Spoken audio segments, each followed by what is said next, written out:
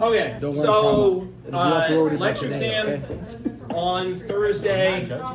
This is the breakdown of the questions per chapter. I already put this on Blackboard already, so if you saw that on Blackboard, it's the same thing. I did put a review video up just because some people were asking about it. It's a kind of an old video, so anybody watch it? Yeah, like a like little picture up at the top, and then all this whiteboard I didn't use. Yeah. So anyway, that'll help some, but I'm gonna try to really hone in here and kind of like try to hit all the important stuff. So let me. If there's no further, it's gonna be the same format as the first lecture exam. 100 questions. I don't have the exact number, but most of them are gonna be multiple choice, with some true-false thrown in, but primarily multiple choice, okay? That's the breakdown, so without further ado, let me get started so I don't run out of time. So chapter 5 was the skin chapter, or the integumentary system, and you can actually find examples of all 4 basic tissue types in the integumentary system. So the epidermis is an example of what?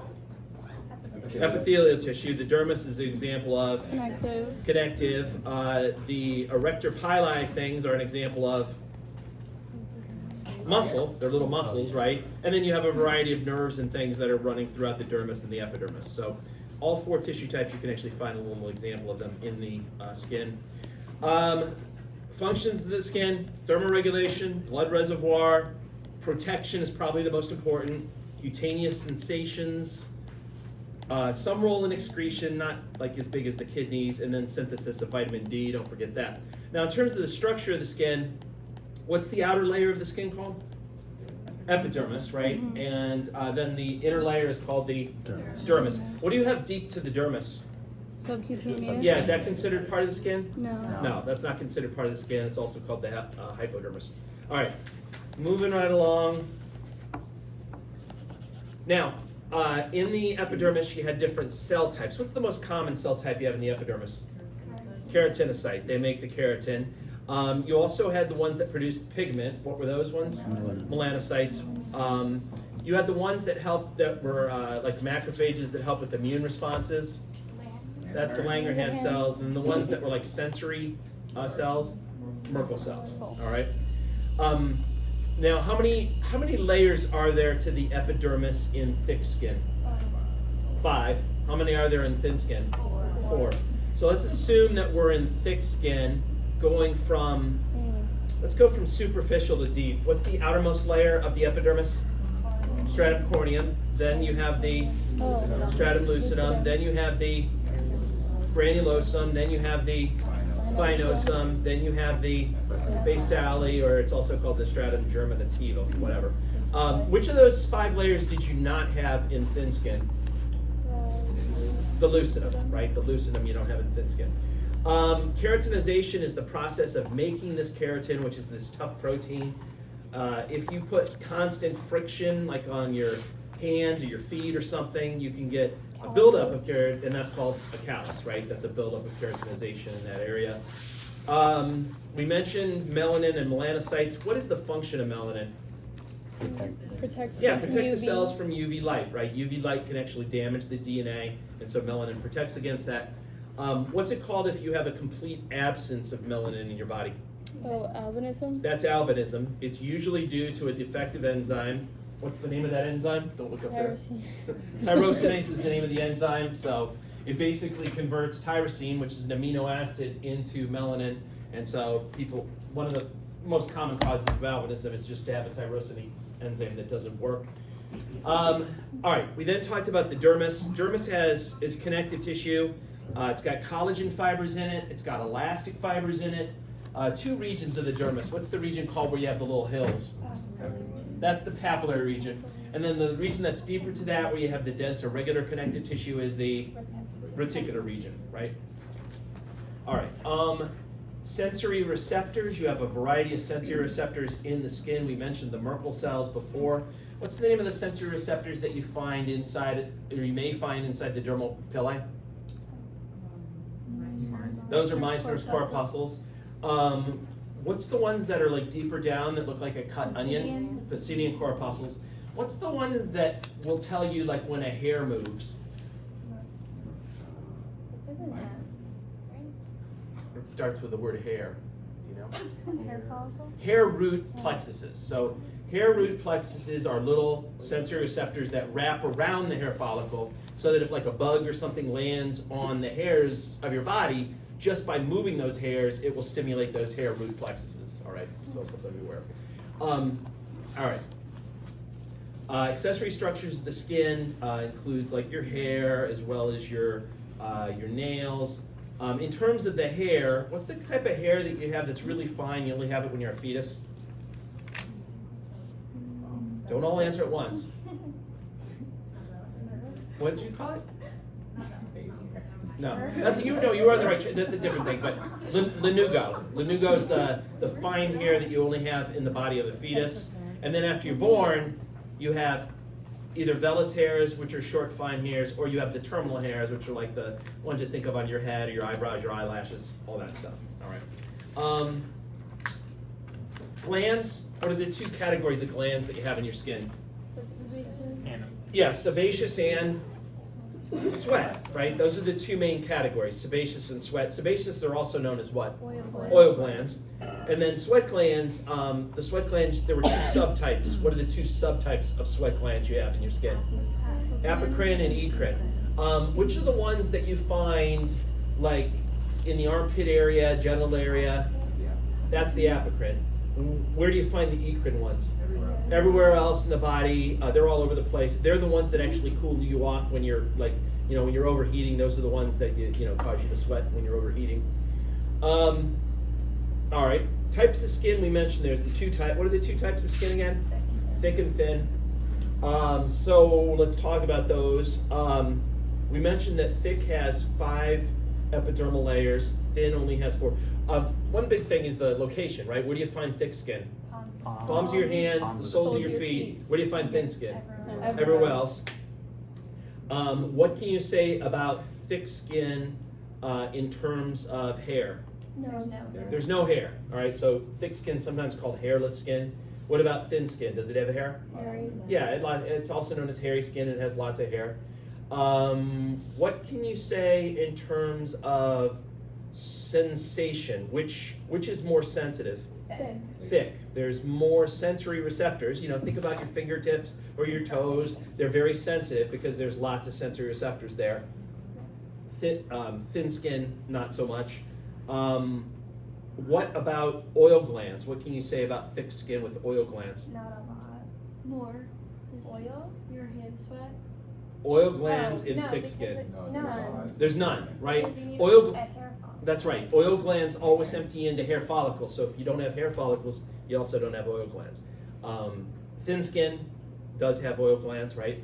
What about for sweat glands? Where do you have more sweat glands? Thick skin. Thick, right? When you get nervous, people say you have sweaty palms, right? They don't say like, sweaty knee or sweaty middle of back or whatever. It's like that. So it's remembered that way.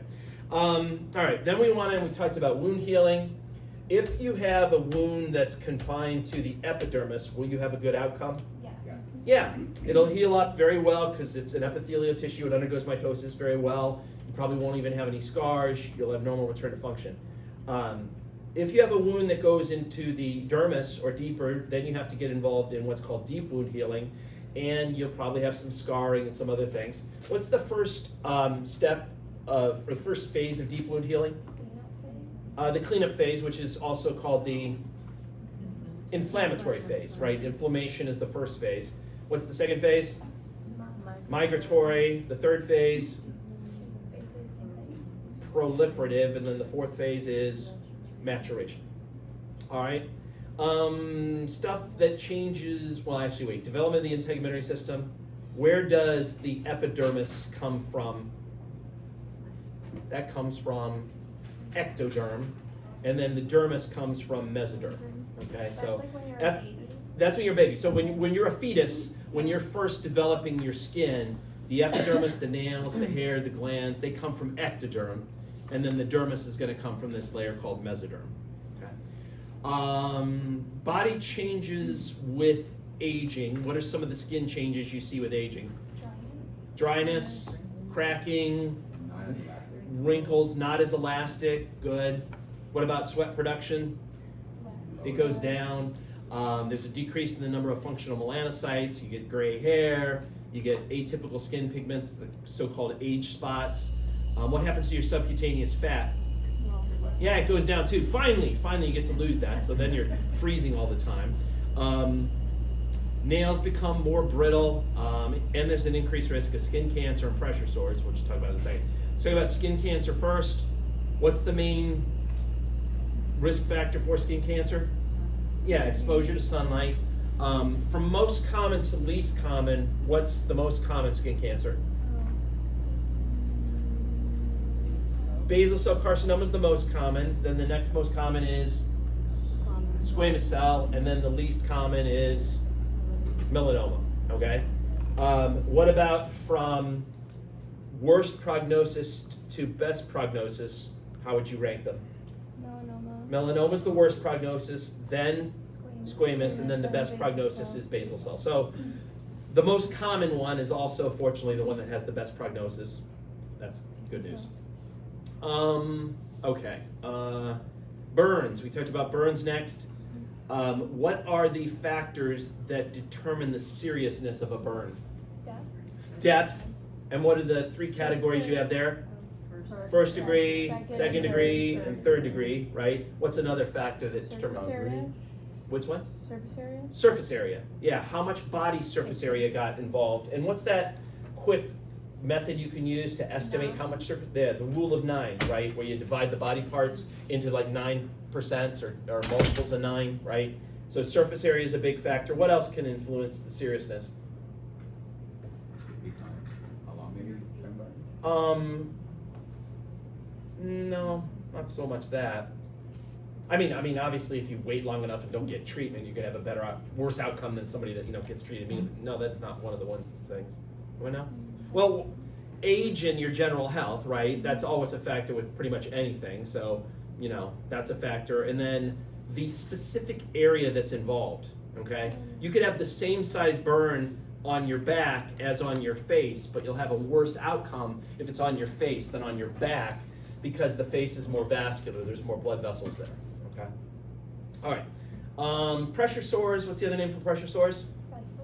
Bed sores. And one more name for them is decubitus ulcers. That's the other name for it. Where do you get them on? Where do bed sores or pressure sores, whatever you want to call them, where do they happen on your body? Any place where your bones are close to the surface of the skin, right? So it could be if you're lying on your back, it could be your elbows, could be your heels, could be your sacrum, right? Could be the back of your head, right? So any place where the bone is close to the surface. All right, that's all I want to say about this chapter. Any questions about chapter 5? All right, let me keep chugging along here. Lots to get through. Chapter 6 is bone tissue. It's kind of your introduction to bone. So we started off with the 6 functions of the skeletal system: support, protect the internal organs, assist body movements, mineral homeostasis. Which mineral are we primarily talking about? Calcium. Also phosphorus, but primarily calcium is what we're thinking about. Blood cell production. Where in bones does blood cell production happen? Red bone marrow. Red bone marrow. What's the fancy name for blood? Don't look over there. Where did I write it? Oh, don't look here. I mean, you can't look here anyway. What's the fancy name for blood cell production? Hematopoiesis or hemopoiesis. Sorry, I wrote it down from last class. There it is. All right, and then last thing, store triglycerides. Where in bone do you store triglycerides? That's the yellow bone marrow. All right. Now we then went and talked about the parts of a long bone. What's the name for the shaft part? Diaphysis. Good. What's the name for the parts that are at the end? Yeah, the epiphyses. Those are the parts that are going to articulate with other bones. What does the word articulate mean? Form a joint. Does bone tissue, though, actually rub against bone tissue at your joints? No. Remember, on the epiphysis, there will be a little cap of articular cartilage to kind of smooth out the joint, make it work better, right? What's the name for the hollow part inside the diaphysis? Yeah, the marrow cavity or the medullary cavity, or you saw what, medullary canal or something someplace? Did you ask me about that? Yeah. Yeah, something weird. Anyway, any of those names is fine. What's the name for the little layer of tissue that's on the outside of the bone? The periosteum. That's going to have a lot of nerves in it, etc. Talking about bone as a tissue, Which of your 4 tissue types from chapter 4 is bone classified as? Connective tissue. So you can talk about the extracellular space or the extracellular matrix, or you can talk about the cells. In terms of the extracellular matrix, you have some water there, you have collagen, and then you have lots of mineral salts, primarily, calcium type salts. What does calcium do to the bone? It makes it physically hard. All right, the hardness that comes from in your bones is coming from the calcium that's deposited there.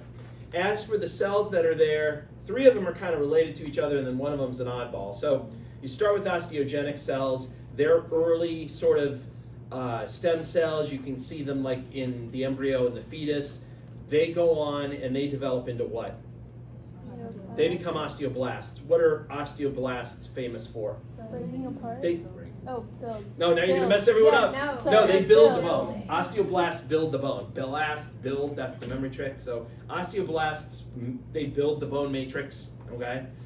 And then eventually though, they kind of surround themselves with so much bone that they can't build anymore. So they go into sort of semi-retirement and they become what cells? Osteoclasts. Osteocytes. Sorry. So just to clarify, since there were a lot of wrong answers there, osteogenic cells become osteoblasts, which then become osteocytes, right? Now, you kept wanting to say osteoclasts. What do osteoclasts do? Break it apart. They break it down, right? They're separate. They're the oddball one that's separate from the other guys. All right. 2 types of bone, compact and spongy bone. Compact bone has these long sort of circular shafts that run the full length. What are those things called? Medullary cavity. That's not what I was thinking of. Oh. No, the round things that you find inside, Osteons? those are the osteons, right? And they're these round structures that are like rods that go the full length. What's the other name for an osteon? Bone. It's called a Haversian system. Yeah, that's the other name for it. Let's see what else here. Where was I? I'm getting all sidetracked here. And so like in a long bone, usually the osteons will be parallel to the length of the diaphysis. They're running in the same direction. When you look at a long bone, it's usually in the ends where the epiphyses are that you would look if you want to see the spongy bone, right? The spongy bone is usually at the ends. And in the spaces of the spongy bone, what do you find in the spaces? Red. That's where you find the red bone marrow, okay? All right. We've talked about the topic of bone formation. There are 4 situations in your life when you form bone. First of all, what's the fancy name for forming bone? Ossification, or it's also called osteogenesis. That's the other name for it. So ossification or osteogenesis just means to form bone. So what's the first situation when you form bone? Yeah, when you're like, before you're even born, when you're an embryo and a fetus, and you're making your skeleton for the first time, and there's 2 methods that you use, we'll talk about in a second, called intramembranous ossification and endochondral ossification. The second situation is when you're a child or a teenager, and you're getting taller. The third situation is called remodeling a bone. That's something that we do all the time for the rest of our lives. Basically, the osteoclasts come in, they break down any old worn out bone, and then the osteoblasts come in and they replace it with fresh, new, strong bone. And then the fourth situation, if you're unlucky enough, is if you have to do what? Break a bone. Yeah, if you break a bone and you got to repair the fracture, right? So those are the 4 situations. So let's talk about the first situation. You're an embryo, you're a fetus, you're making your skeleton for the first time. One of the methods is called intramembranous ossification. Anyone remember what bones in your body are made by intramembranous ossification? It's just the flat bones of the skull and the mandible. Those are the only bones that are made by intramembranous ossification.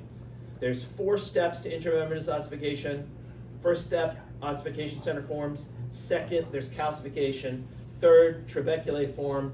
And then 4th, the periosteum develops. Those are the 4 steps to intramembranous. The other method, endochondral ossification, that's the one that's responsible for most of the bones of your body, okay? So if you don't know anything and you're just playing the odds, guess endochondral ossification. It's responsible for most of the bones of the body. And what do you do with endochondral ossification? You make a model out of the bone first using what kind of tissue? Cartilage. Cartilage. You make a cartilage model of the bone that you'd like to have, and then you gradually replace it with actual bone tissue, right? That's the purpose. That's what's going on with endochondral ossification. All right, that's the first situation you make bone. The second situation you make bone is when you're a child, when you're a teenager, and your bones are getting longer, so you're getting taller. Why are the bones getting longer? It's what's happening at the epiphyseal plate, right? The epiphyseal plate is going to be made out of hyaline cartilage, and there's, mitosis taking place there, the cells are enlarging, and that's making you get taller. Eventually, towards your late teenage years, your early 20s though, the epiphyseal plate should fill in with what kind of tissue? Bone. And that's when you stop growing, right? And not only do you stop growing, some jerk decided that there's going to be a new name for it when that happens. What do you call it after it fills in with bone? Epiphyseal line, right? So you can't call it the plate anymore. Now, when the bones are getting longer, they also have to get thicker at the same time. You wouldn't want to be like 20 years old and have like bones that are super long, but as like thick as a newborn's bone. So they got to get thicker. And that type of growth where the bones are getting thicker as they get longer is called appositional growth, which I wrote over there for a student that wanted me to write it. That's due to osteoblasts that are in the periosteum, kind of laying down layer upon layer to make the bones thicker. Okay? So both those things are happening when you're a child and when you're a teenager. Third situation when you make bone is remodeling the bone, and that's just getting rid of old worn out bone and replacing with fresh new strong bone. It's faster to replace spongy bone than it is to replace compact bone. So on an annual basis, on a yearly basis, the renewal rate for spongy bone is about 20%, whereas the renewal rate for compact bone is only 4%. Okay. Lots of things, lots of factors can influence bone growth and remodeling. Probably one of the most important things is just making sure you have large amounts of calcium and phosphorus, because those need to be deposited in the bone. Are we perhaps know the exact percentages that you just mentioned? Like per se, let's say. Yes. Yeah. Yes. I was gonna make some snarky joke, but I'm just gonna Do it. be straight with you. Do No, I it, can't- I do can't- it, I do can't- it. I didn't even get Do it. He said it in his head like I'll twice. get snarky later. I want to keep going, but yes, you do need to know it. Sorry. I saved my snark for at home. All right. Fracture overview. So the fourth situation then would be if you have a fracture, if you have a break in the bone. What are the fractures called where they're not really obvious, but you could see like little microscopic like cracks? Yeah, that's a stress fracture. And what's the most common bone to get a stress fracture in? What'd you say? No?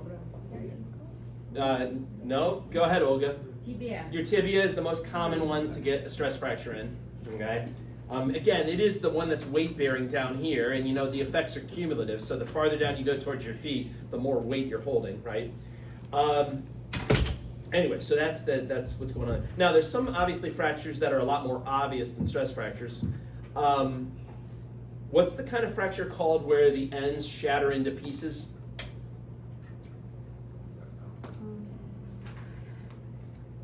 Don't want to answer it once. Starts with a C, Compound. You put it. rhymes with comminuted.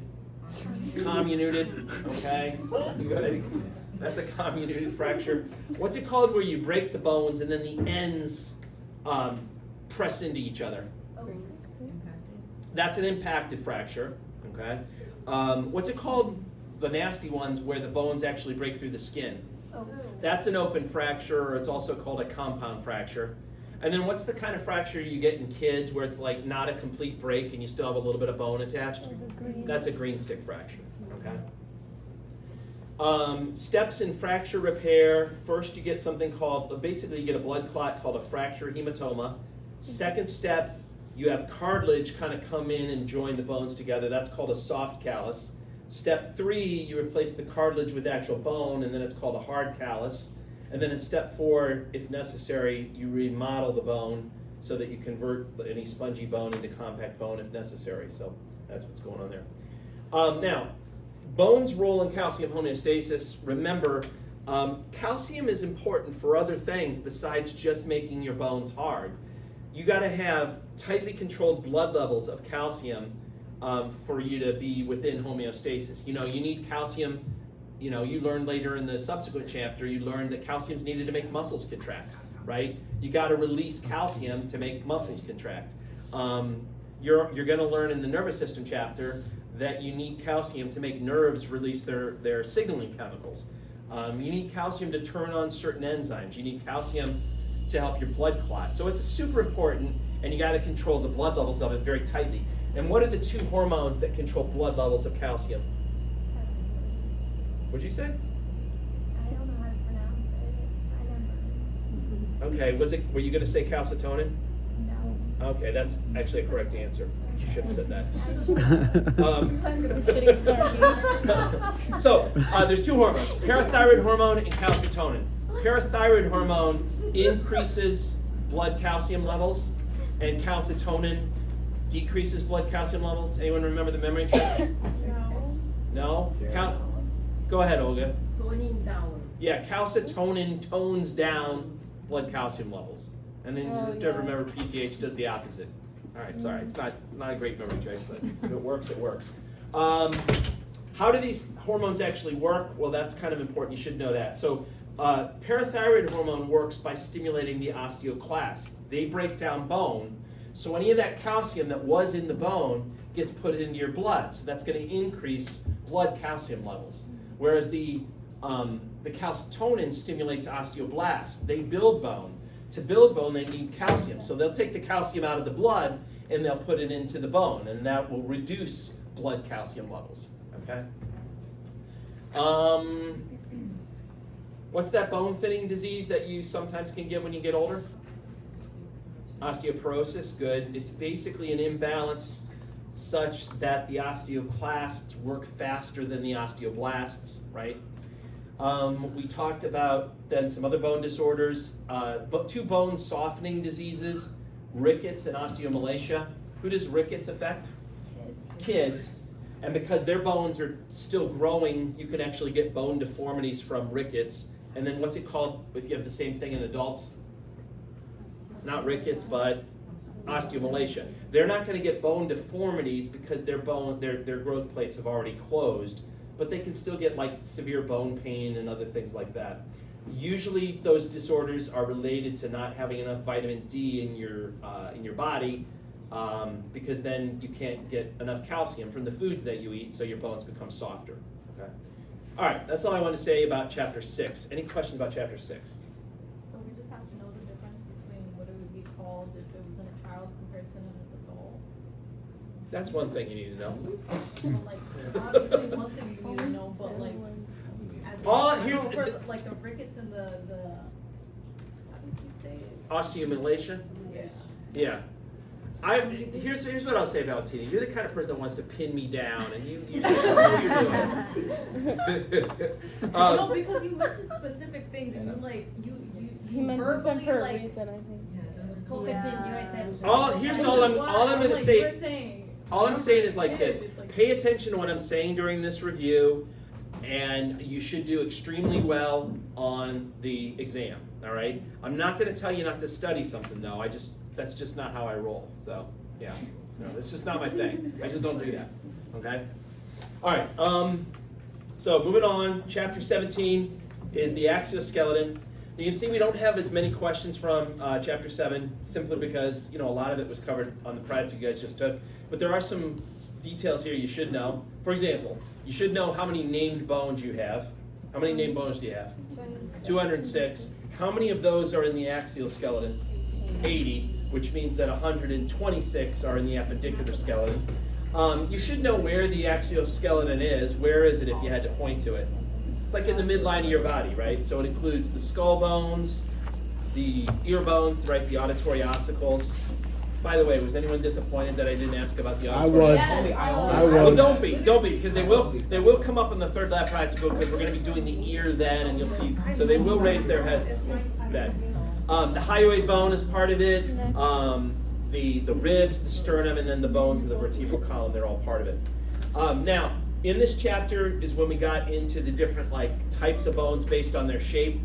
Bones that are longer than they are wide are called what? Long bones. Long bones.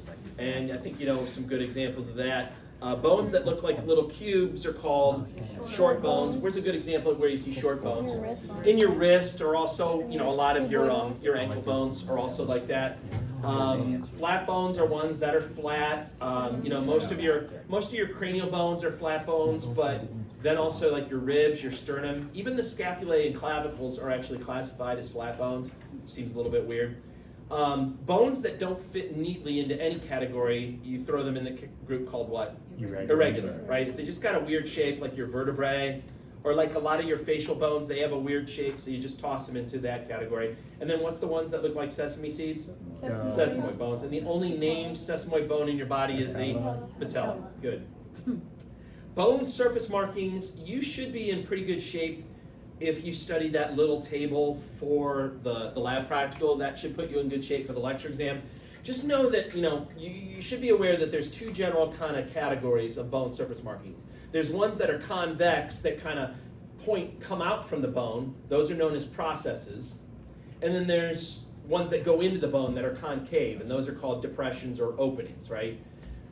If you're a process, you're a projection, you're an outgrowth that could form a joint, or you might serve as an attachment point for ligaments and tendons. If you're a depression or opening, you might be a passageway for blood vessels to travel through, or nerves, or you might be a concave surface at a joint, okay? It's possible that.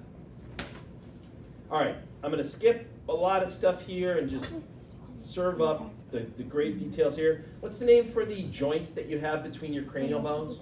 Suture. Sutures, good. What's the name for the soft spots that you have on baby skulls? Fontanelles, good. Now, of the cranial bones, which one's arguably the most important because it holds all the other bones together? That's the sphenoid bone, right? And remember, its nickname was the keystone of the cranial floor, because I guess in architecture, a keystone is like a block on a building that kind of holds it together. I don't know, something like that. But anyway, the sphenoid is the only cranial bone that connects with all the other cranial bones, and so it kind of helps hold things together. Some other fun facts that you should know. What's the only bone in the body that doesn't form a joint with another bone? Hyaloid. What'd you say? Hyoid. Hyoid? Okay. Yeah, hyoid. That's okay. You don't have to. You I don't thought have you to said spell hyaloid. it. Yeah. Hyaloid. But like my choices for that question, there'll probably be like 5, and they'll all be like hyloid, hyoid, hymoid. Yeah, yeah. That's just, I like that kind of stuff. So let's see here. Moving along, vertebral column. Hold on. If you look at somebody's vertebral column from front on, should you see any curves? No. No. If you see curves front on, what's that problem called? Scoliosis. That's scoliosis. Should you see any curves if you look at it from the side? Yeah. Yeah, how many curves? 4. 4. Now, remember that the thoracic and the sacral are called primary curves. Why are they called primary curves? Yeah, go ahead, Olga. We are born with them, this is why they're primary. Right, so the thoracic and the sacral, they're concave relative to the front of your body, and they don't change their direction from the fetus to the adult. They're in the same direction, they don't change, right? Versus the cervical and the lumbar, those are called secondary curves because they change their direction, right? Okay. What causes the cervical curve to change its direction? Your neck gets stronger. Yeah, the baby starts getting enough strength to kind of lift its head up, right? And then what causes the lumbar to change direction? Sitting. Yeah, the baby starts getting enough strength to start sitting up and eventually standing, okay? So that's what's going to change those. All right, skipping a bunch of stuff, down to the thorax, make sure you know about the stupid names for the ribs. What do you call the upper 7 ribs? True ribs. And why are they called true ribs?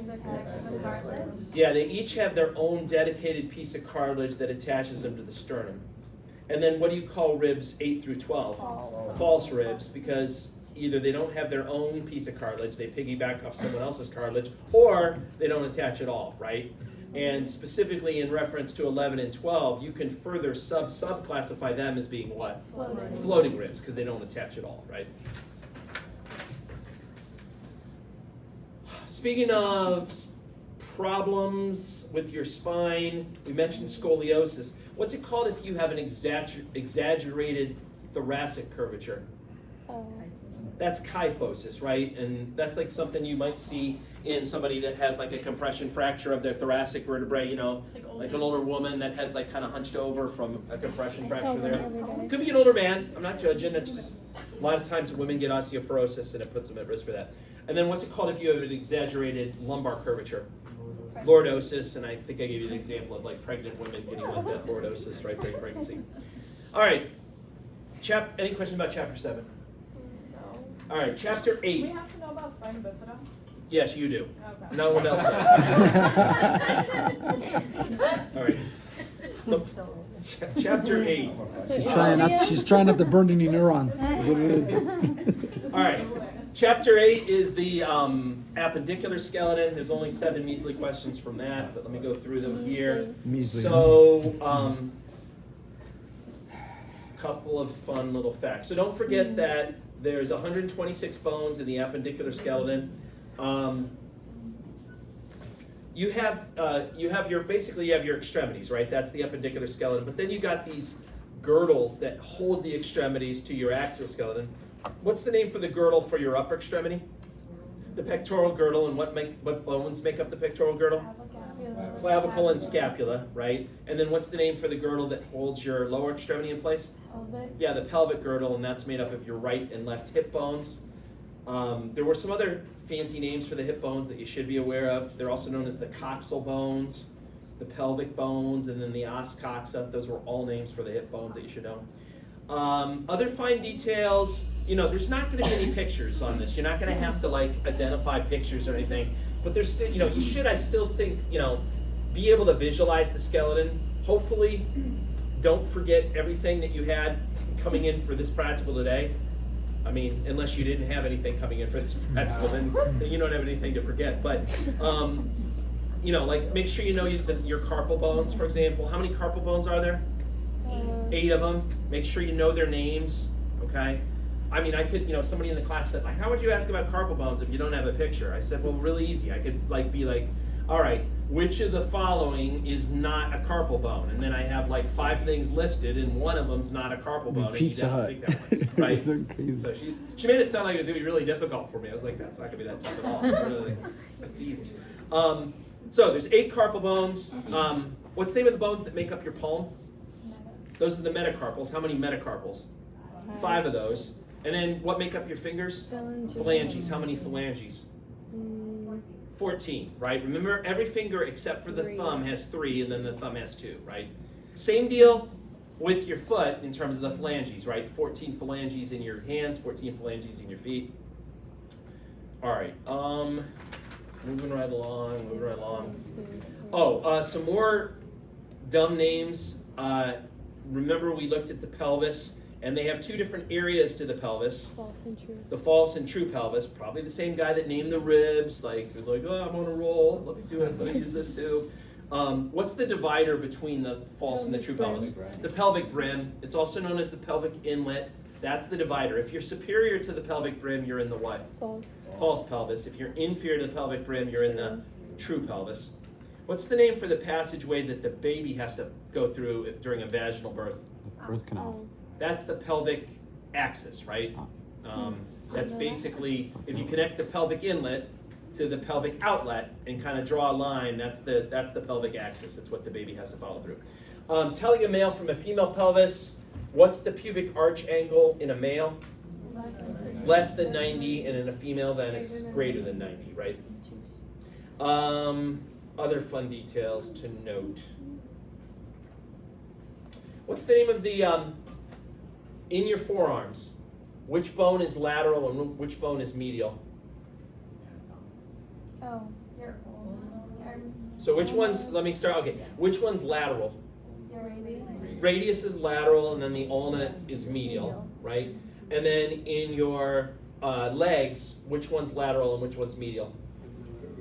Tibia is medial. So the tibia is medial, and then the fibula is lateral. It's the L. Right, fibulateral, right? Remember that stupid thing? All right, stupid stuff. Moving right along, what else do we got here? Oh, at the ends of the tibia and the fibula, what's the name for like the bony things you can feel on your ankle that represent the ends of the tibia and the fibula? Malleus? Yeah, the malleolus, right? Malleolus. The one on the tibia is going to be which malleolus? Medial. Medial malleolus, and then the one on the Lateral. fibula is the lateral malleolus. Okay. Now Make sure you know the names of the tarsal bones, just like you know the names of the carpal bones. You know, you could be asked, will be asked about that. You won't have to identify them on a picture, but you should still know all their names. How many tarsal bones are there? 7, right? So 8 carpal bones, but 7 tarsal bones. On the sole of your foot, what are those 3 things that you should find on the sole of your foot? Arches. Right? Remember, you got 2 Transverse. longitudinal arches and 1 transverse arch. Good. Development of the skeletal system. Think mesoderm. Most bones come from the mesoderm, with the exception of the bones on your face, and they come from the ectoderm. Okay.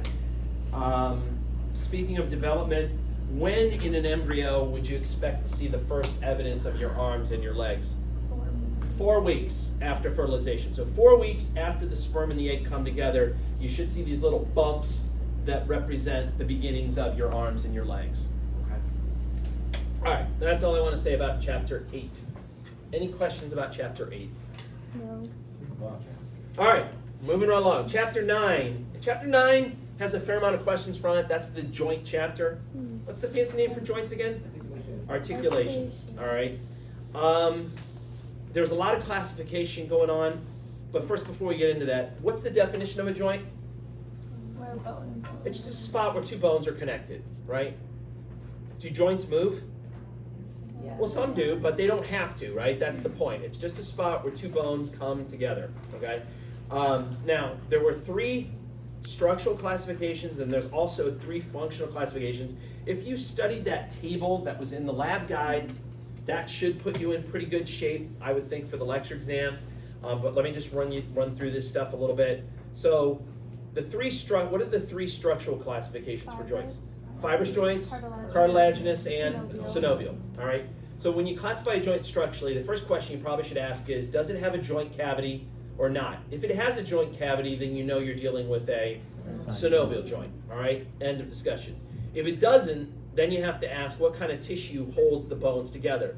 If it's dense collagen fibers, then it's a fibrous joint. If it's cartilage that holds them together, then it's a cartilaginous joint, right?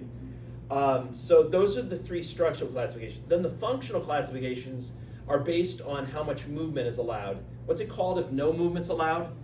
A synarthrosis. If a little bit of movement's allowed, it's a diarthrosis. And if it's freely movable, it's a... No, that's wrong. Wait, did I miss it up? I missed it up. Wait, hold on. Wait a minute. I was I got that answer wrong, man. I was just testing you. Obviously, I knew. I was just like testing you guys. What is today? It's the 22nd. This is the first time I've ever made a mistake. I can't believe it. All right. Sorry. A little bit of movement is an amphiarthrosis. Freely movable is a diarthrosis. I apologize. I was wrong. Something I never tell my wife, but I'll say it to you guys. I was wrong. All right.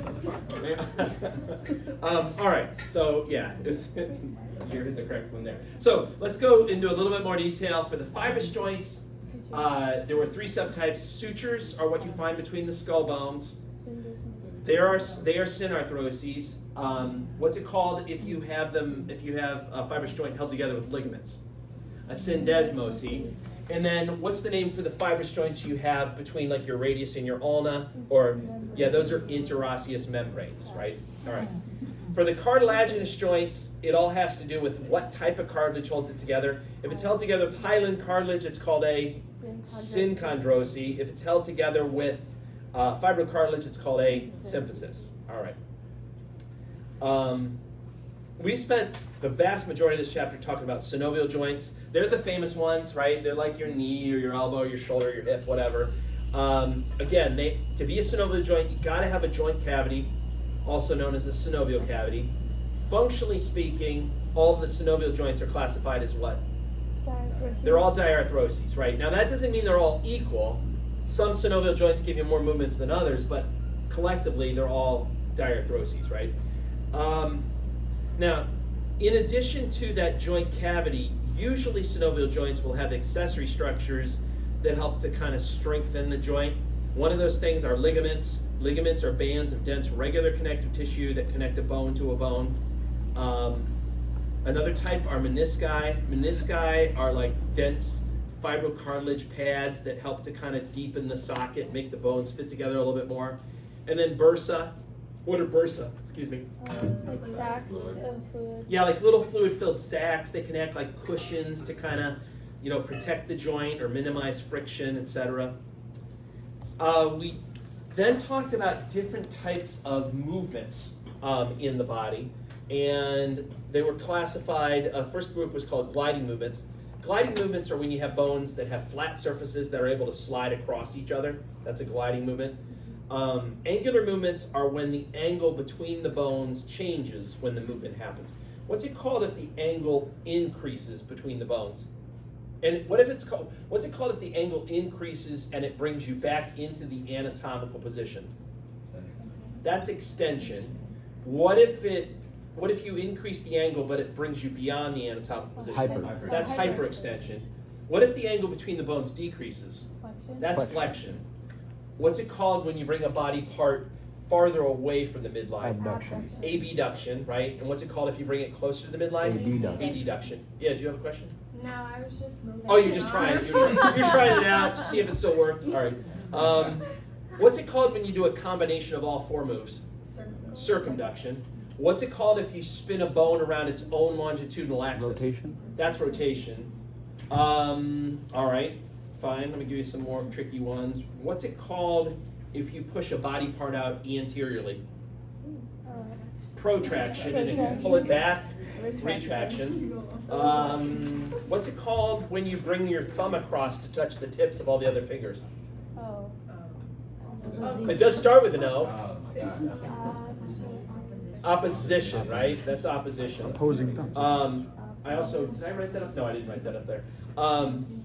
What's it called if you bend your foot so that the toes are pointing up towards you like this?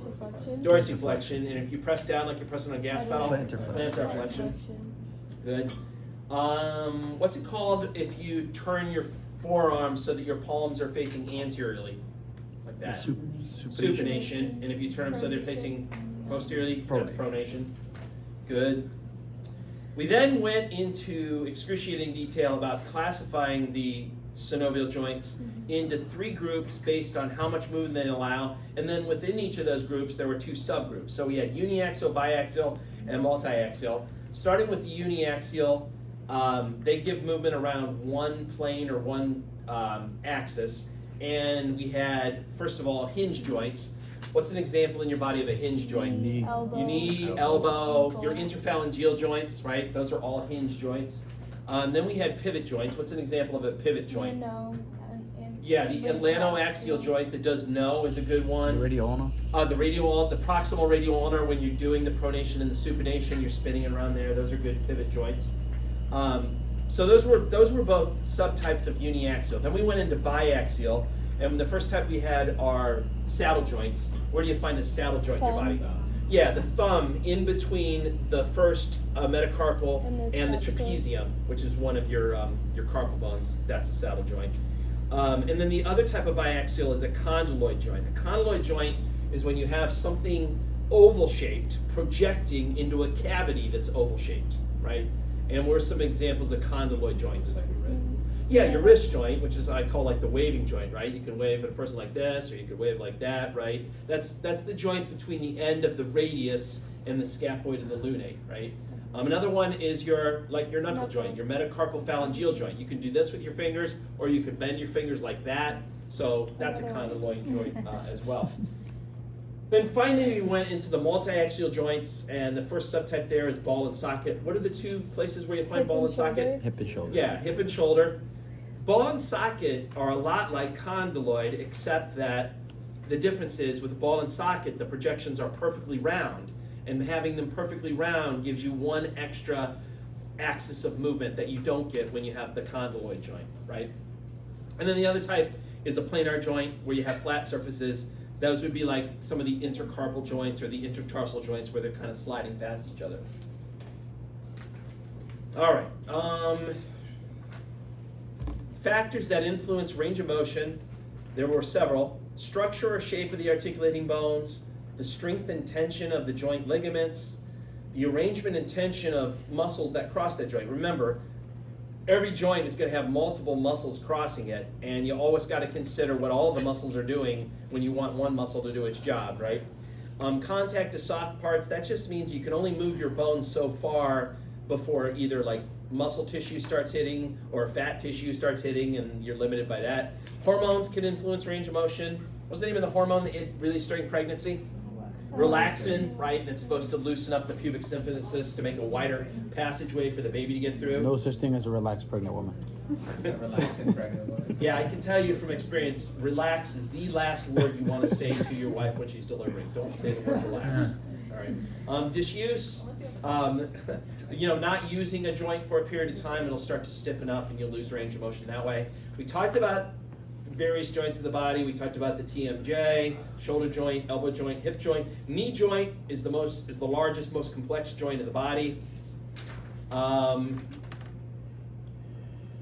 Osteoarthritis. What's happening with osteoarthritis? It's breaking down. Yeah, you're breaking down that articular cartilage over time, and so bone tissue rubs against bone, and that's very painful, and eventually can affect your range of motion, etc.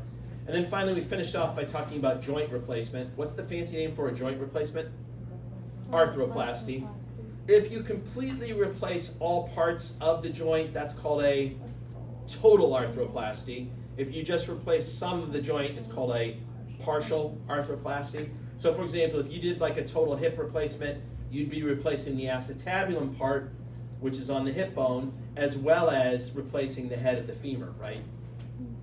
All right, that's all I want to say about chapter 9. So now, what I'm going to do, what I did for the class this morning, I'm actually going to go in the same order that we covered it in class, just because I think memory-wise, it's sometimes good to stick with the order that you study things in. So I'm going to go to 11 now, and then I'll finish off with 10. So let me skip to 11.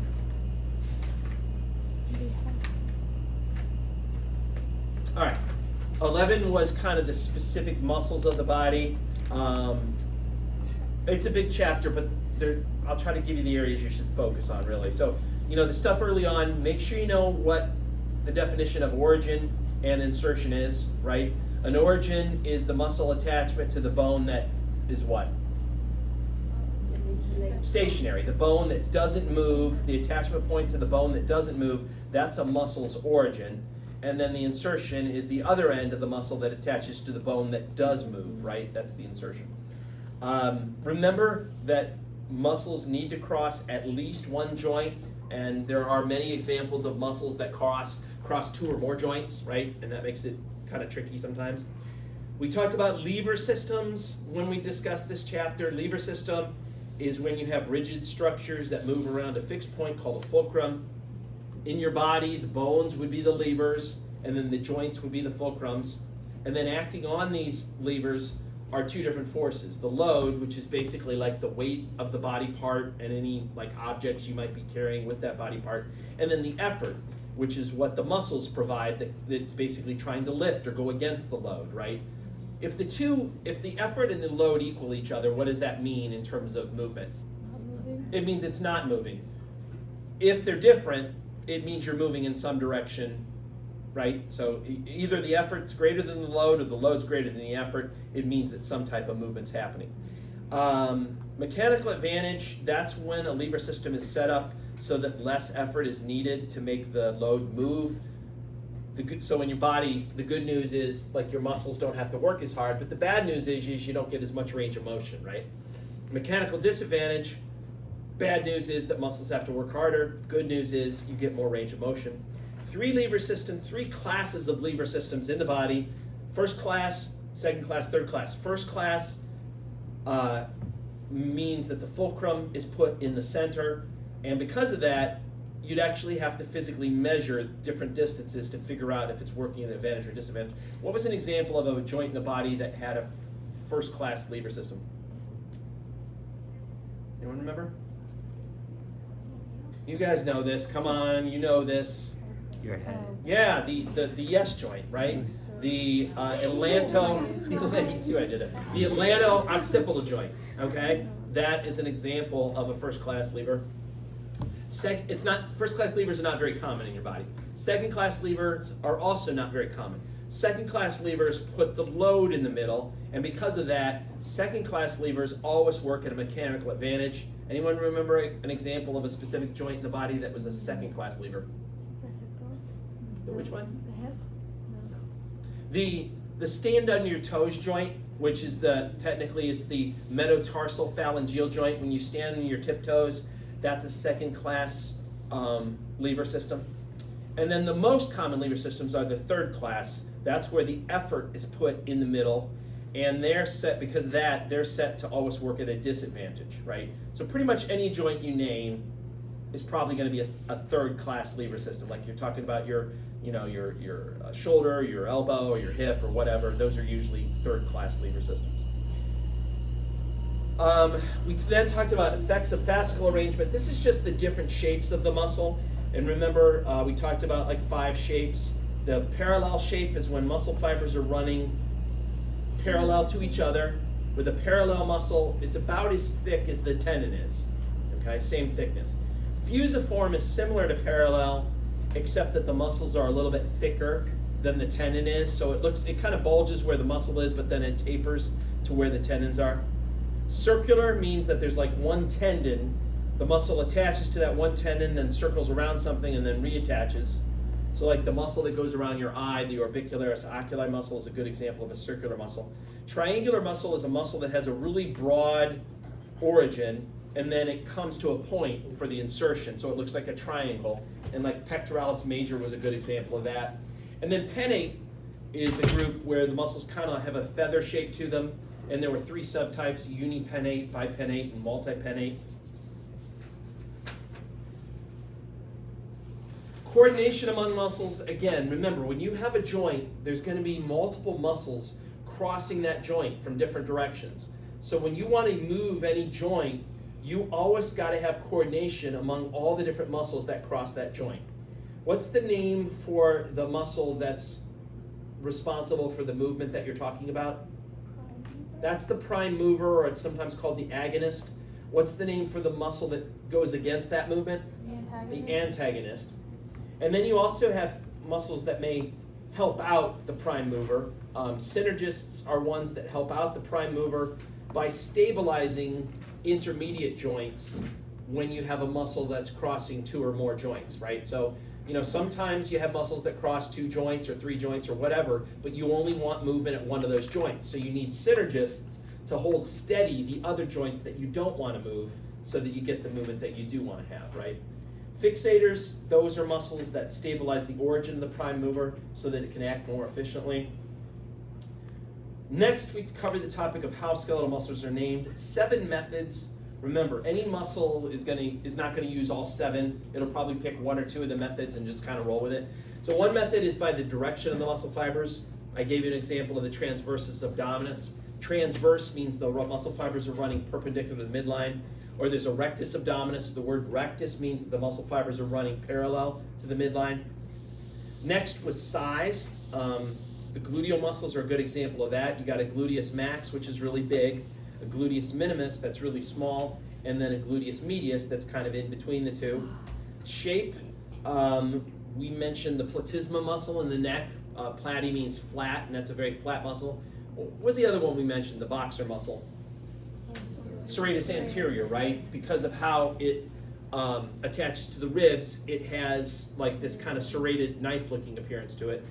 Action, those are muscles that are named based on what the muscle does. I mentioned the levator scapulae muscles. They lift your scapulae up. There's something called the extensor digitorum longus that can extend your fingers. Your adductor muscles, like your adductor longus, those are named because they adduct your thigh, right? So there's a lot of muscles that are named based on their actions.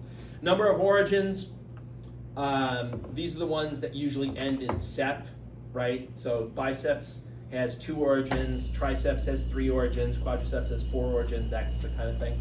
Location, so muscles are sometimes named based on what they're close to. So like the temporalis muscle is on the side of your head, is named because it's close to the temporal bone, for example.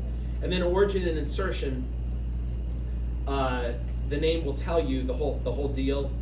It's nice when they do that, but they don't do that often. But a lot of neck muscles, so the sternocleidomastoid does that method, right? Sternocleido means it's originating off the sternum and the clavicle, and then the mastoid means that it's inserting on your mastoid bone behind your ear, or the mastoid, I should say the mastoid process of the temporal bone, right? All right. Skip a bunch of areas, skip a bunch of those things, down to the last part where it says disorders, homeostatic imbalances, and we have got running injuries. Most of them involve the knee, often related to faulty running techniques. What's the name of the therapy that you typically do for those type of injuries? What's the acronym? Oh, PRICE, right? What does the P stand for? Payment, right? You want to get paid for the, no, it doesn't mean payment. It means protection, right? You got to protect it. What does R stand for? Rest. What is I? Ice, C, compression, and then E, keep it up. Try to keep it above the level of your heart, right? Compartment syndrome. Compartment syndrome is a big deal. In your arms, in your legs, muscles are grouped into these different compartments based on their function. So you have like a flexor compartment in your arm and you have an extensor compartment. It's just ways of organizing the muscle groups. Unfortunately, the walls of these compartments are called fascia. The fascia don't stretch. So if you have trauma to an extremity and you get swelling inside of those compartments, there's nowhere for that pressure to be released because of the hard fascial walls that you have, so you start compressing the muscles or the nerves or whatever is inside those compartments, and you can lead to permanent damage. What's the treatment for compartment syndrome when you diagnose it? Surgery. You got to whisk them to the operating room as soon as possible, and you have to do a fasciotomy where you actually cut deep enough that you actually open up those walls so that the compartment can expand. And then after a few days, when the swelling has gone down, then you can take them back to the OR, and hopefully then you can close it back up normally. Okay. All right, that's all I want to say about that chapter. Now, on to my favorite chapter, chapter 10. Quarter of the test. Yeah. See, I'm doing this last. It's going to be fresh in your mind. You're just going to crush this. It's going to be so simple. It's going to be laughable. You're going to be like, this is hilarious because this is so easy. No, you're not.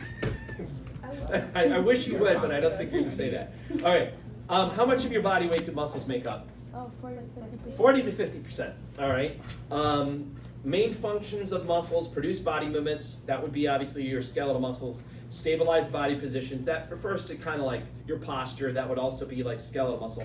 Storing and moving substances within the body.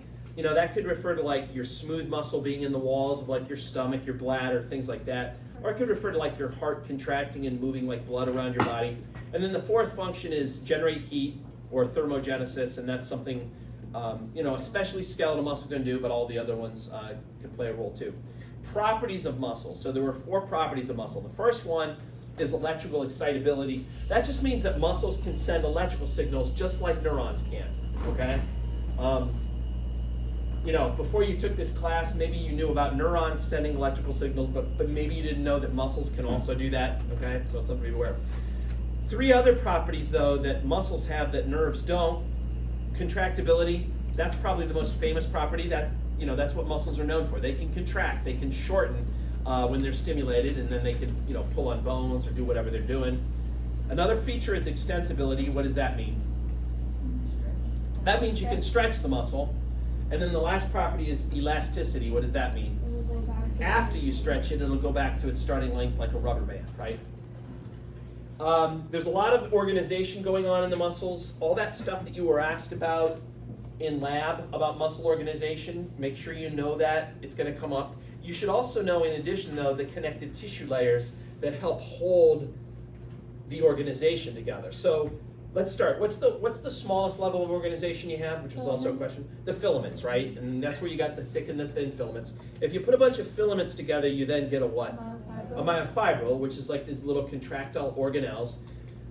If you put a bunch of myofibrils together, then you get a what? Muscle cell. You get the muscle cell, also known as a muscle fiber. Now, what's the name of the connective tissue layer that surrounds an individual muscle cell? Oh. No, that's what they said in the first. The sarcolemma. Attention. No, that's okay. The sarcolemma is the name of the cell membrane, but what's the name of the? Fascicle? What's that? Fascicle? No, I haven't heard a correct answer yet. It's called. Sorry. It starts with an E. Oh. It's called the endomysium. Endomysium. Okay? The endomysium is the connective tissue layer that surrounds each individual muscle cell. Okay? Now, if you put a bunch of muscle cells together, then you get a what? Fascicle. A fascicle. And surrounding the fascicle is a connective tissue layer called the perimysium. Okay? And then if you put all the fascicles together, what do you get?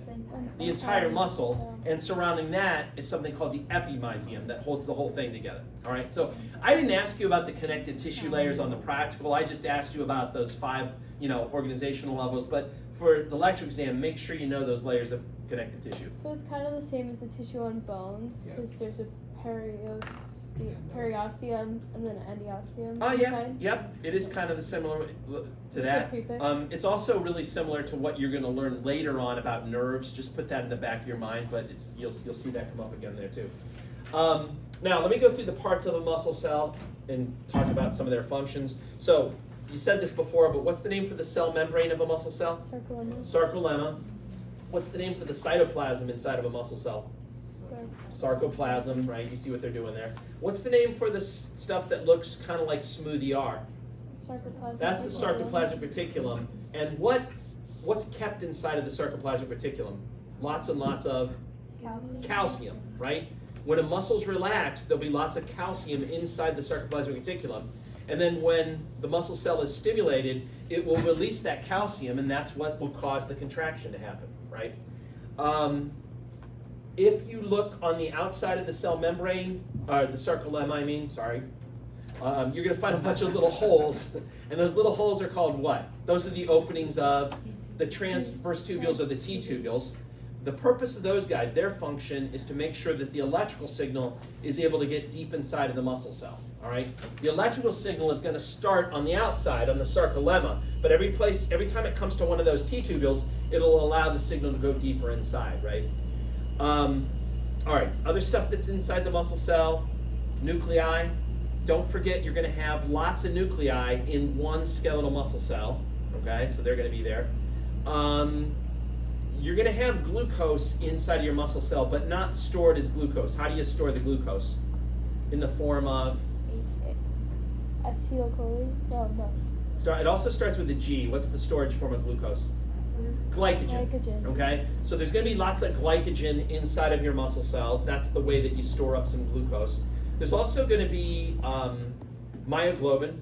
Myoglobin is a protein that can store a little bit of oxygen inside your muscle cells, so that's going to be there.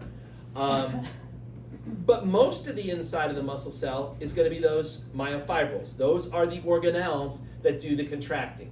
So let's talk more about those dumb myofibrils. If you take a myofibril and you look at it from the side, you're going to see repeating segments that are called what? Sarcomeres, okay? And it's actually those sarcomeres that create the what? Striations. The striations, right? So again, remember, skeletal muscle, cardiac muscle, they have sarcomeres, so they have stripes. Smooth muscle, no sarcomeres, so that's why smooth muscle doesn't have any stripes, right? Make sure you review those dumb letters for the parts of the sarcomere, the A band, the I band, that stuff. Don't spend a lot of time on it, please. I mean, I don't know. I would say maybe 37 seconds. That's probably enough, okay? Definitely don't want to do 38. That's way too much time. And 36, I just don't think that's enough, okay? Proteins, we talked about the different proteins that are inside muscles, and they're kind of categorized in different groups. We had 2 contractile proteins. What were the 2 contractile proteins? Myosin and actin, right? Myosin is on the thick filament, actin is on the thin filament. So they're called the contractile proteins. You also had 2 regulatory proteins. What were the 2 regulatory proteins? Troponin and tropomyosin. Now they happen to also be on the thin filament. They're also on the actin, right? And then you had some structural proteins that kind of hold the myofibril together.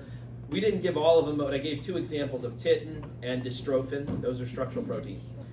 We then talked about contraction of the skeletal muscle fibers, and this is where it gets kind of detailed, but basically what's happening during a muscle contraction is that the thick and the thin filaments are sliding past each other. So they call that the sliding filament mechanism, and specifically what's happening is the myosin heads, which are on the thick filament, are grabbing on to the thin filament and basically pulling it along. And as they continue to pull along, the filaments slide past each other and the muscle cell contracts, okay?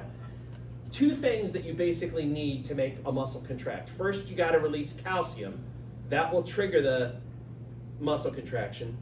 But in addition to calcium, you obviously also need what to make the muscle contract? ATP. You need an energy source. And that, the way that the ATP is used, well, let me go back to the calcium.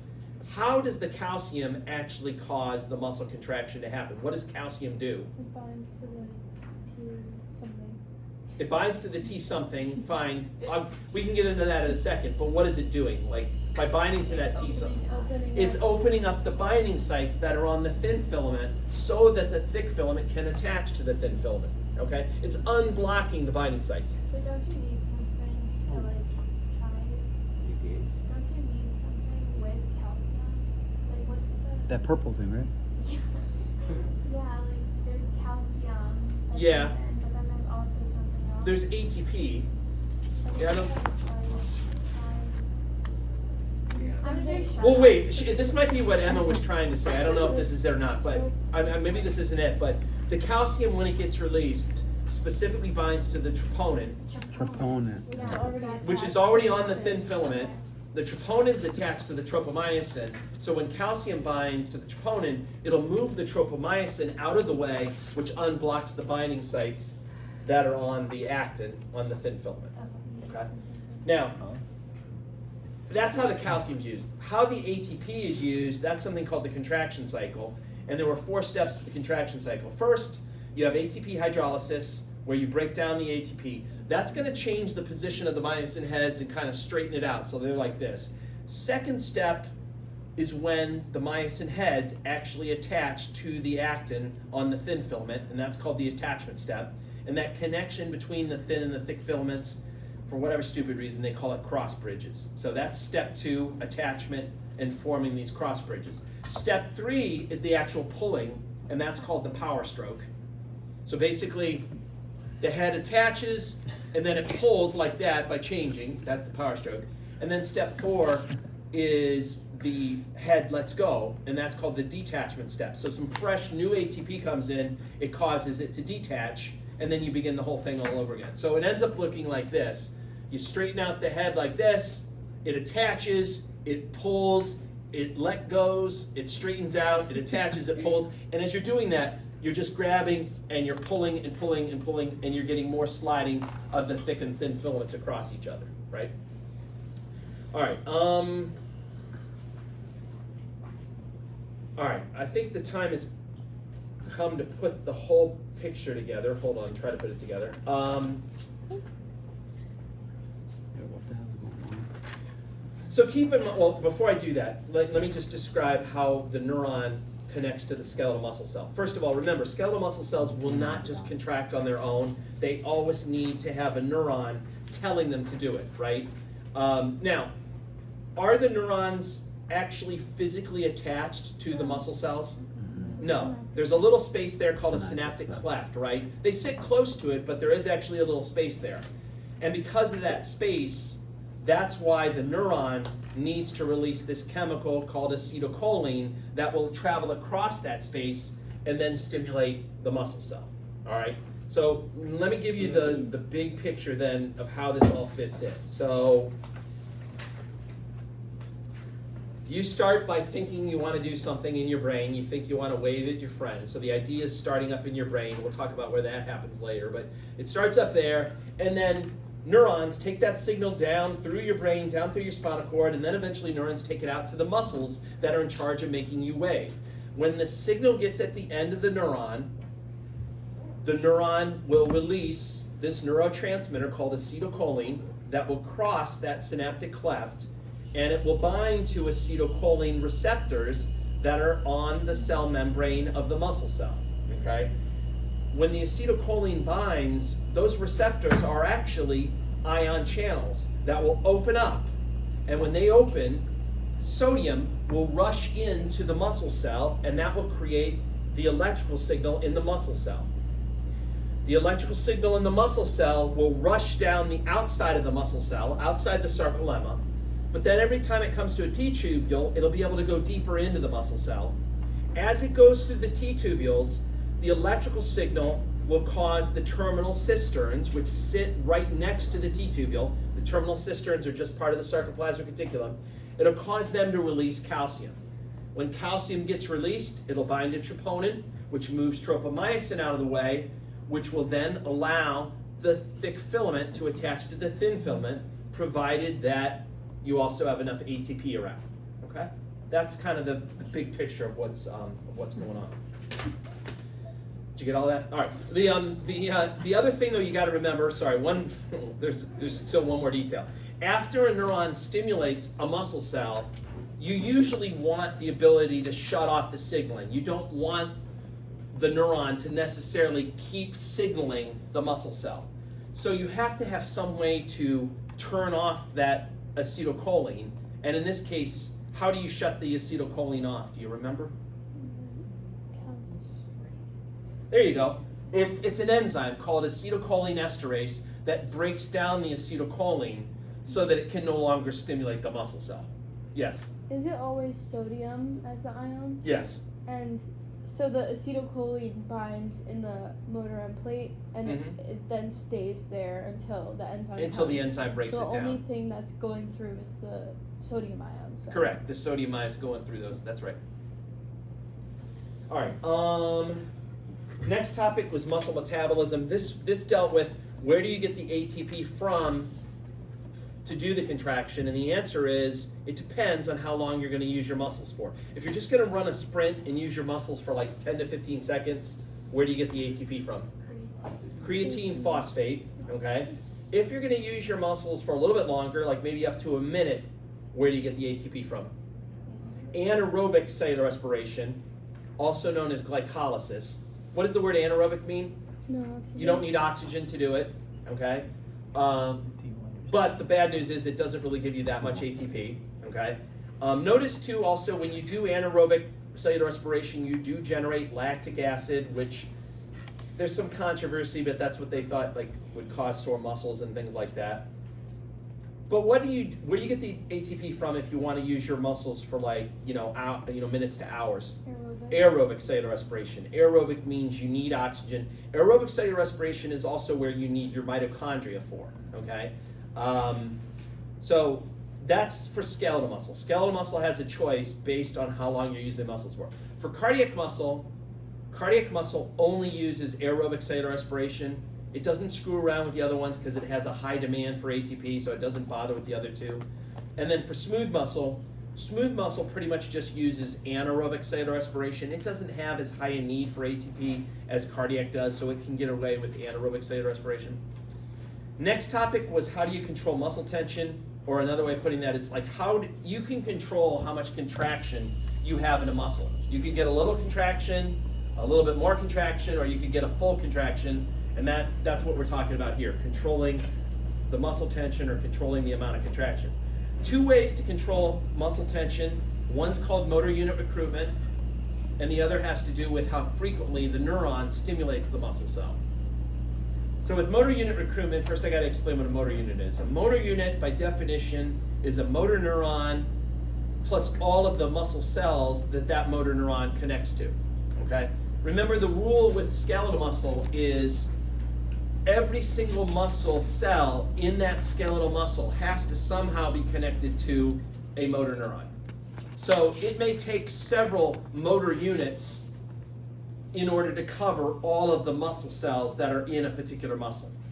And with motor unit recruitment, you basically just decide how many motor units you want to turn on, which then will determine how many muscle cells you actually stimulate. So if you want just a little bit of contraction, turn on one motor unit, and maybe you'll only get like 4 or 5 muscle cells involved. If you want more of a contraction, turn on 2 motor units, and then you'll get like 10 to 15 muscle cells involved. If you want a full contraction, turn on all the motor units, and then all of the muscle cells will get involved, right? So that's controlling muscle tension through motor unit recruitment. The other way you control it is by how frequently the neuron signals the muscle cell. And that's where I was getting into these drawings with the other class. We'll just go through these quickly. So, if you just stimulate a muscle cell once with a neuron, take this off, like there, that's when the neuron's stimulated, and then you graft the contraction of the muscle cell, you'd see something like this, which is called a twitch contraction. It's contracting and then it's relaxing. Make sure you know the phases of this twitch contraction. Remember, when you first stimulate the muscle, it's going to take a little while before you start seeing this curve go up. And that period before anything happens, that's called the latent period. It's basically like a delay. It takes a little while for the electrical signal to actually cause the contraction. So that's the latent period. Once this starts to rise, that's when the calcium's being released by the sarcoplasmic reticulum. That's when the contraction's actually happening. So they call that the contraction phase. And then, assuming that you don't stimulate the muscle cell again, there are little pumps that are on the sarcoplasmic reticulum, and their job is to pump that calcium back in. And as the calcium gets pumped back into the sarcoplasmic reticulum, then those binding sites will become blocked again, which will force the thick and thin filaments to let go of each other, and the muscle cell will relax. And so as you go back down here, this would be the relaxation phase. Okay. Now, one other phase to mention is something called the refractory period. Basically, there's a little period after you first stimulate the muscle cell that you can't stimulate the muscle cell again with the neuron. The muscle cell's just not ready yet. And that would basically be like, I tried to draw it here with these 2 lines.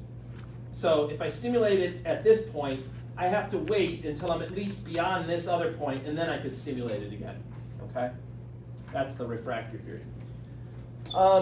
Now, if however, you do, so forget the twitch contraction, if you do stimulate a muscle cell again, like if I stimulate it here, and then I stimulate it again like over here someplace, instead of just seeing a twitch contraction, you get something that looks like this, where the strength of the contraction is building, and that's called, in this case, that's called an unfused tetanus, where you're still seeing a little bit of a relaxation period. Or if you stimulate it really, really fast, like this, like during that phase sometime, then you'll see a slope that kind of goes up like that, and that's called a fused tetanus. Okay? So that's just another way of controlling the muscle tension. By stimulating it multiple times, it'll lead to stronger and stronger contractions. The more times you hit the muscle cell with the neuron, the more that calcium is going to be released and start to build up. Okay? All right, hold on a second. Phones are I'm down. almost done here. Phones are down. Got through Phones are that down. fused tetanus. They just let my kids school off. Oh, isotonic versus isometric contractions. Make sure you know what those mean. Isotonic, the iso part means like stays the same. So with these 2 types of contractions, you just kind of, if you know what the words mean, I think you'll get the right answer. So isotonic contractions, the tone stays the same, but the length of the muscle changes. With isometric, it's just the opposite. Metric means length. So isometric, the length stays the same, but the tone changes. Okay. 3 types of muscle fibers inside your muscles: slow oxidative, fast oxidative glycolytic, and fast glycolytic. Slow oxidative are the weakest, but they don't tire out. They're fatigue resistant. At the other extreme, fast glycolytic are the strongest, but they tire out pretty quickly. And then in between the 2 extremes are the fast oxidative glycolytic. Exercise and skeletal muscle tissue. When you go to the gym, you lift weights, your muscles get bigger. What's that type of growth process called when your muscles are getting bigger? That's hypertrophy, right? That just means that the existing muscle cells are getting bigger. You're not making more muscle cells. You're not doing mitosis. That doesn't happen. That would be called hyperplasia. But instead, you're doing hypertrophy, right? Cardiac muscle, we talked briefly about that here. How can you tell cardiac muscle under the microscope? Look for the intercalated discs. You won't find those in other types. Smooth muscle under the microscope, remember, won't have stripes, so, be aware of that. Regeneration of muscle tissue, remember, that's referring to like how good is muscle at like undergoing mitosis and creating new muscle cells. And the answer is, it's really bad at it. Skeletal muscle can't do it really, cardiac muscle can't do it really. Smooth muscle can do it maybe a little bit, still not really great at it though. Let's see here. In terms of development, think mesoderm for your muscles. They both start with the letter M, so that should help you remember that.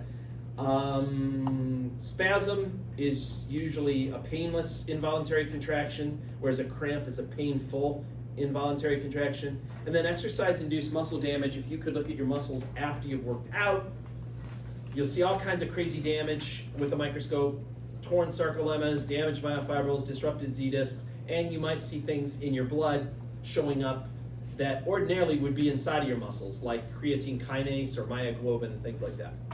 All right, that's it. That's all you need to know, okay? Any questions about any of that stuff? Yes? On the lecture exam, could we still be asked about like origin, insertion, and action? You could. Okay. Yeah, that's basically a Valentina type question, Yeah. disguised, not disguised as like, wait, yeah, I saw right through it, yeah. Do we still need to know? Yeah. You go get your sweet treat. okay? So it's worth it to review that again. But that's, It's worth it to review that again. yeah, but don't go crazy. There's not gonna be a, focus on the